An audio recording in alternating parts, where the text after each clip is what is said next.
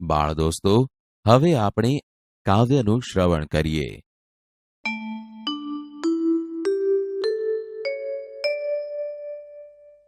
ઉગે છે સુરખી ભરી રવિ મૃદુ, હેમંતનો પૂર્વમાં. ભૂરું છે નભ સ્વચ્છ સ્વચ્છ દિસતી, એકે નથી વાદળી. ઠંડો હિમ ભર્યો વહે અનિલ શો, ઉત્સાહને પ્રેરતો.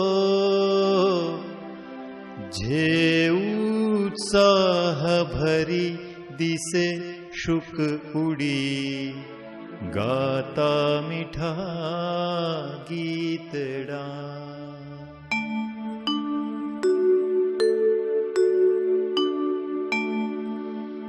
મધુર સમય તેવે ખેતરે શેલડીના, રમત કૃષિવલોના બાલ નાના કરે છે. કમલવત ગણીને બાલના ગાલ રાતા, રવિની જ કરતેની ઉપરે ફેરવે છે.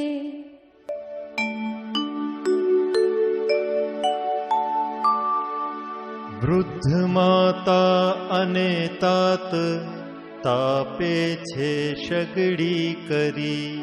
અહો કેવું સુખી જોડું કરતા એ નિર્મ્યું દિશે. ત્યાં ધૂળ દૂર નજરે ઉડતી પડે છે, ને અશ્વ ઉપર ચડી નર કોઈ આવે. ટોળે વળી મુખ વિકાસી ઉભા રહીને, તે અશ્વને કુતૂહલે ચહુબાર જોતા.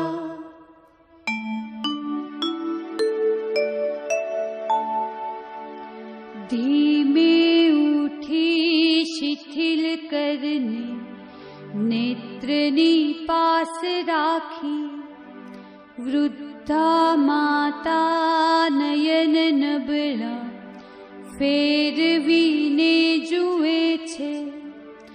ને તેનો એ પ્રિય પતિ હજુ શાંત બેસી રહીને, જોતા ગાતો સગડી પરનું દેવતા ફેરવે છે.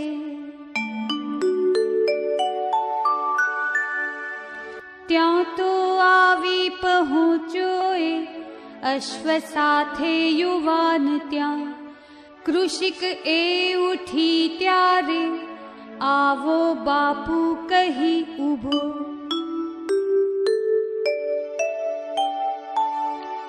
લાગી છે મુझને તૃષા જલઝરી, દે તું મને બોલીને.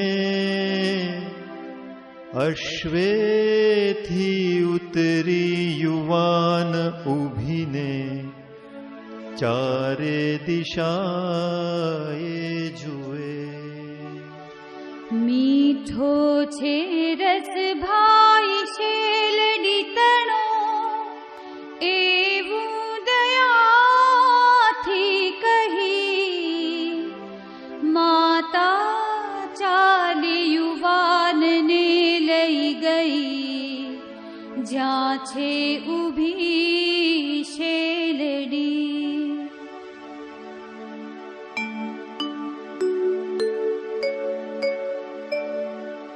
પ્યાલું ઉપાડી ઊભી શેલડી પાસ માતા, છુરી વતી જરીક કાતળી એક કાપી.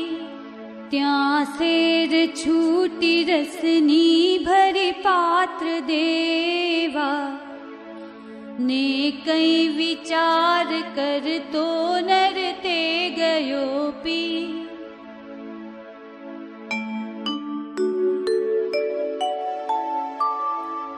બીજું પ્યાલું ભરી દેને, હજુ છે મુજને તૃષા. કહીને પાત્ર યુવાને, માતાના કર્મા ધર્યું. કાપી કાપી કરી ફરી અરે કાતળી શેલડીની. એકે બિંદુ પણ રસતણું કેમ હાવા પડે ના. શું કોપ્યો કે પ્રભુ મુજ પરે, આંખમાં આંસુ લાવી. બોલી માતા વળી ફરી છુરી, ભોંકતી શેલડીમાં.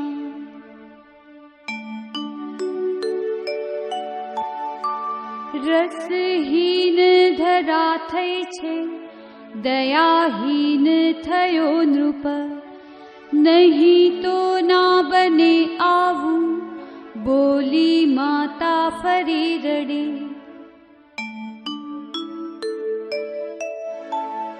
એવું યુવાન સુણતા ચમકી ગયો ને, માતા તણે પગ પડી ઉઠીને કહે છે, એ હું જ છું નૃપ મને કર માફ બાઈ. એ હું જ છું નૃપ મને કર માફ ઈશ. પીતો તો રસ મિષ્ટ હું પ્રભુ અરે, ત્યારે જ ધાર્યું હતું. આ લોકો સહુ દ્રવ્યમાન નકી છે, એવી ધરા છે અહીં. છે જો એ મુજ ભાગ કંઈ નહીં સમો, તે હું વધારું હવે. શા માટે બહુ દ્રવ્ય આધનિકની, પાસેથી લેવું નહીં. રસે હવે દે ભરી પાત્ર બાઈ, પ્રભુ કૃપાએ નકીએ ભરાશે. સુખી રહે બાઈ, સુખી રહો સૌ, તમારી તો આશીષ માત્ર માગું. પ્યાલું ઉપાડી ઊભી શેલડી પાસ માતા. છુરીવતી જરીજ કાતળી એક કાપી. ત્યાં શેર છૂટી રસની ભરી પાત્ર દેવા. બહોળો વહે રસ અહો છલકાવી પ્યાલું. બાળ દોસ્તો, આપણે શાર્દુલ વિક્રીડિત છંદમાં કવિએ રચેલી કાવ્ય પંક્તિઓ વાંચીએ અને સમજીએ. ઉગે છે સુરખી ભરી રવિ મૃદુ હેમંતનો પૂર્વમાં. ભૂરું છે નભ સ્વચ્છ સ્વચ્છ, દિસતી એકે નથી વાદળી. કવિ કહે છે, હેમંત ઋતુની સવારે પૂર્વ દિશામાં સૂર્ય જાણે રતાશ પડતો ઉગી રહ્યો હોય એમ દેખાય છે. ભૂરા આકાશમાં એક પણ વાદળી દેખાતી નથી, એટલે કે ભૂરું આકાશ જાણે એકદમ સ્વચ્છ દેખાય છે. ઠંડો હિમ ભર્યો વહે અનિલ શો ઉત્સાહને પ્રેરતો. જે ઉત્સાહ ભરી દિશે શુક ઉડી ગાતા મીઠા ગીતડા. કવિ કહે છે, ઠંડો પવન આવા વાતાવરણમાં જાણે ઉત્સાહ વધારી રહ્યો છે અને એ ઉત્સાહને ભરીને મીઠા મધુર ગીતો ગાતા ઉડી રહેલા દેખાય છે. બાળદોસ્તો, હવે આપણે માલિની છંદમાં કવિએ રચેલી કાવ્ય પંક્તિઓ વાંચીએ અને સમજીએ. મધુર સમય તેવે ખેતરે શેલડીના, રમત કૃષિવલોના બાલ નાના કરે છે. કવિ કહે છે, આવા સવારના મસ્ત મધુર સમયે શેરડીના ખેતરોમાં ખેડૂતોના નાના બાળકો રમી રહ્યા છે. કમલવત ગણીને બાલના ગાલ રાતા, રવિ નીજ કર તેની ઉપર ફેરવે છે. કવિ કહે છે, ત્યારે સૂર્ય જાણે પોતાના હાથ એટલે કે પોતાના કિરણો બાળકોના કોમળ રાતા ગાલને કમળ જેવા ગણીને તેની ઉપર ફેરવે છે. બાળ દોસ્તો, હવે આપણે અનુષ્ટુપ છંદમાં કવિએ રચેલી કાવ્ય પંક્તિઓ વાંચીએ અને સમજીએ. વૃદ્ધ માતા અને તાત તાપે છે શગડી કરી, અહો કેવું સુખ જોડું કરતાએ નિર્મ્યું દિશે. કવિ કહે છે, સવારના સમયે વૃદ્ધ માતા અને વૃદ્ધ પિતા સગડી કરીને તાપણી કરે છે, જે જોઈને કવિ કહે છે, વાહ, ઈશ્વરે કેવું સુખી જોડું બનાવ્યું છે. બાળ દોસ્તો, હવે આપણે વસંત તિલકા છંદમાં કવિએ રચેલી કાવ્ય પંક્તિઓ વાંચીએ અને સમજીએ. ત્યાં દૂર દૂર નજરે ઉડતી પડે છે ને અશ્વ ઉપર ચડી નર કોઈ આવે. કવિ કહે છે, બાળકો રમી રહ્યા છે, વૃદ્ધ દાદા દાદી તાપણું કરી રહ્યા છે. ત્યાં દૂર દૂર ઉડતી દેખાય છે, જાણે કોઈ માણસ ઘોડા પર બેસીને આવતો દેખાય છે. ટોળે વળી મુખ વિકાસી ઊભા રહીને તે અશ્વને કુતૂહલે સહુ બાલ જોતા.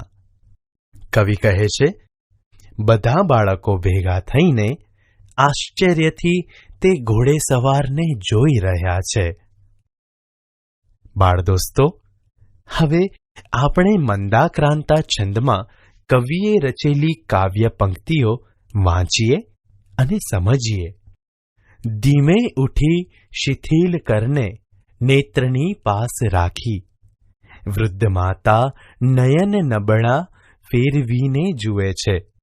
કવિ કહે છે, વૃદ્ધાવસ્થાને કારણે અશક્ત થયેલી માતા ધીમેથી ઊભી થઈને પોતાનો નબળો હાથ પોતાની આંખો ઉપર મૂકીને પેલા ઘોડે સવારને જુએ છે ને તેનો એ પ્રિય પતિ હજુ શાંત બેસી રહીને જોતા ગાતો શગડી પરનો દેવતા ફેરવે છે.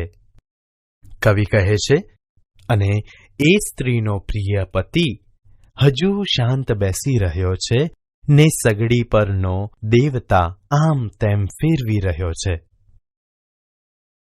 બાળ દોસ્તો, હવે આપણે અનુષ્ટુપ છંદમાં કવિએ રચેલી કાવ્ય પંક્તિઓ વાંચીએ અને સમજીએ. ત્યાં તો આવી પહોંચ્યો એ અશ્વ સાથે યુવાન ત્યાં, કૃષિક એ ઉઠી ત્યારે આવો બાપુ કહી ઊભો.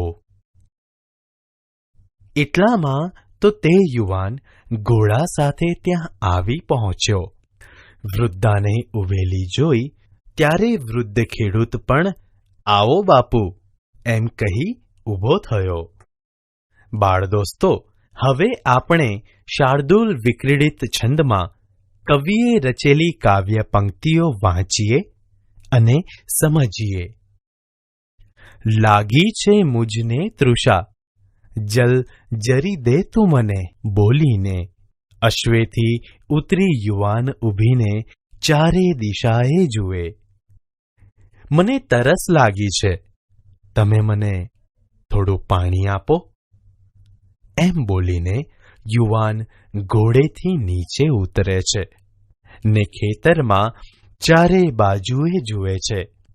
મીઠો છે રસભાઈ શેલડી તણો, એવું દયાથી કહી. માતા ચાલી યુવાનને લઈ ગઈ જ્યાં છે ઊભી શેલડી. ત્યારે શેરડીનો રસ મીઠો છે ભાઈ, એવું દયાથી કહીને વૃદ્ધ માતા યુવાનને જ્યાં ઊભી શેરડી છે ત્યાં લઈ ગઈ. બાળ દોસ્તો, હવે આપણે વસંત તિલકા છંદમાં કવિએ રચેલી કાવ્ય પંક્તિઓ વાંચીએ અને સમજીએ. પ્યાલું ઉપાડી ઊભી શેલડી પાસ માતા, છુરીવતી જરીક કાતડી એક કાપી. ત્યાં શેર છૂટી રસની ભરી પાત્ર દેવા, ને કંઈ વિચાર કરતો નર તે ગયો પી. વૃદ્ધ માતા પ્યાલું ઉપાડી શેરડી પાસે ઊભી રહી અને છરી વડે શેરડીની જરીક એવી એક કાતડી કાપી. ત્યારે તેમાંથી રસની ધાર છૂટતાં આખું પ્યાલું ભરાઈ ગયું અને તે યુવાનને આપ્યું. તે યુવાન કંઈક વિચાર કરતો હોય એમ તે રસ પી ગયો. બાળ દોસ્તો, હવે આપણે અનુષ્ટુપ છંદમાં કવિએ રચેલી કાવ્ય પંક્તિઓ વાંચીએ અને સમજીએ.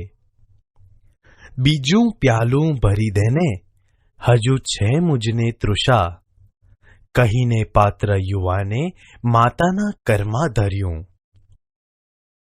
કવિ કહે છે, મને હજુ તરસ લાગી છે, બીજું પ્યાલું ભરી આપો ને. એમ કહીને યુવાને પ્યાલું વૃદ્ધ માતાના હાથમાં મૂક્યું. બાળ દોસ્તો, હવે આપણે મંદાક્રાંતા છંદમાં કવિએ રચેલી કાવ્ય પંક્તિઓ વાંચીએ અને સમજીએ. કાપી કાપી કરી ફરી અરે કાતડી શેલડીની, એકે બિંદુ પણ રસ તણું કેમ હાવા પડે ના. વૃદ્ધ માતા ફરી ફરી વાર શેરડીની કાતડી કાપે છે, પરંતુ હવે રસનું એક ટીપું પણ પડતું નથી. શું કોપ્યો કે પ્રભુ મુજ પરે, આંખમાં આંસુ લાવી. બોલી માતા વળી ફરી છુરી ભોંકતી શેલડીમાં. તેથી વૃદ્ધ માતાની આંખમાં આંસુ આવી જાય છે અને કહે છે કે શું મારા પર પ્રભુનો કોપ ઉતર્યો છે. એમ બોલીને તે ફરી પાછી શેરડીમાં છરી ભોંક્યા કરે છે. બાળ દોસ્તો, હવે આપણે અનુષ્ટુપ છંદમાં કવિએ રચેલી કાવ્ય પંક્તિઓ વાંચીએ અને સમજીએ. રસહીન ધરા થઈ છે, દયાહીન થયો નૃપ, નહીં તો ના બને આવું, બોલી માતા ફરી રડી. ધરતી રસ વગરની થઈ છે, રાજા દયા વગરનો થયો છે, નહીતર આવું ક્યારેય ન બને.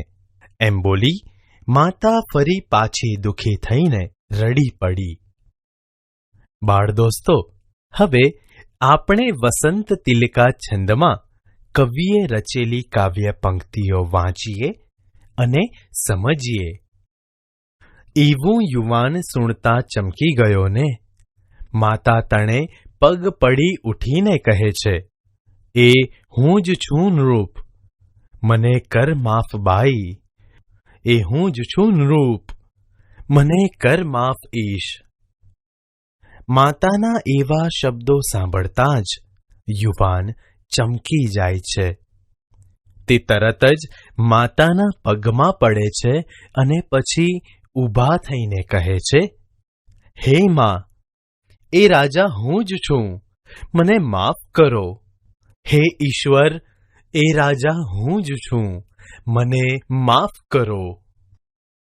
બાળ દોસ્તો, હવે આપણે શાર્દુલ વિક્રીડિત છંદમાં કવિએ રચેલી કાવ્ય પંક્તિઓ વાંચીએ અને સમજીએ. પીતો તો રસ મિષ્ટ હું, પ્રભુ, અરે ત્યારે જ ધાર્યું હતું. આ લોકો સહુ દ્રવ્યમાન નક્કી છે, એવી ધરા છે અહીં. છે જોએ મુજ ભાગ કંઈ, નહીં સમો તે હું વધારું હવે. શા માટે બહુ દ્રવ્ય આ ધનિકની પાસેથી લેવું નહીં? યુવાન કહે છે, અરે પ્રભુ, હું જ્યારે સ્વાદિષ્ટ રસ પીતો હતો ત્યારે જ મનમાં ધાર્યું હતું કે આ સર્વ લોકો નક્કી જ ખૂબ ધનવાન છે, કેમ કે અહીંની ધરતી કંઈક આવી જ છે. તો પણ મને તેમની ઉપજમાંથી કંઈક નજીવો જ ભાગ મળે છે. તો હું હવે મારો કરવેરો વધારી દઉં. આ ધનવાન ખેડૂતો પાસેથી શા માટે વધારે કરવેરો ન વસૂલ કરું? બાળ દોસ્તો, હવે આપણે ઉપેન્દ્ર વજ્રા છંદમાં કવિએ રચેલી કાવ્ય પંક્તિઓ વાંચીએ અને સમજીએ.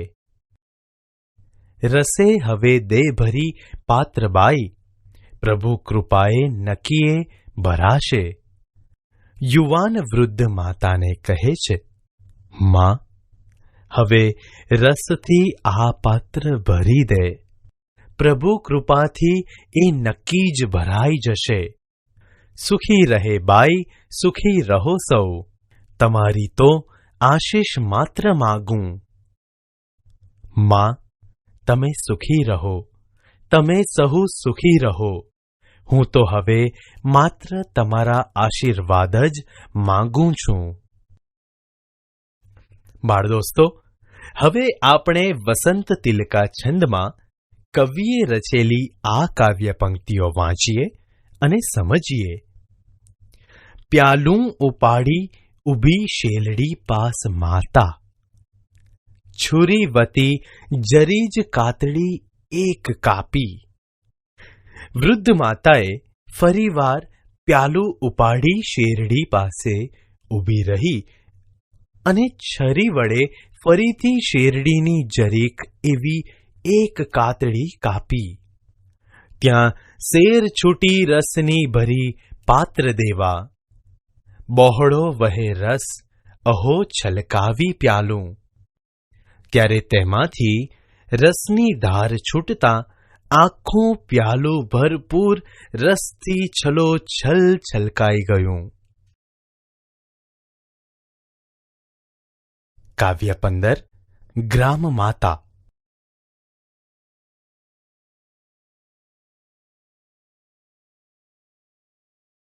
બાળ દોસ્તો, હવે આપણે કવિના જીવન વિશે પરિચય મેળવીએ.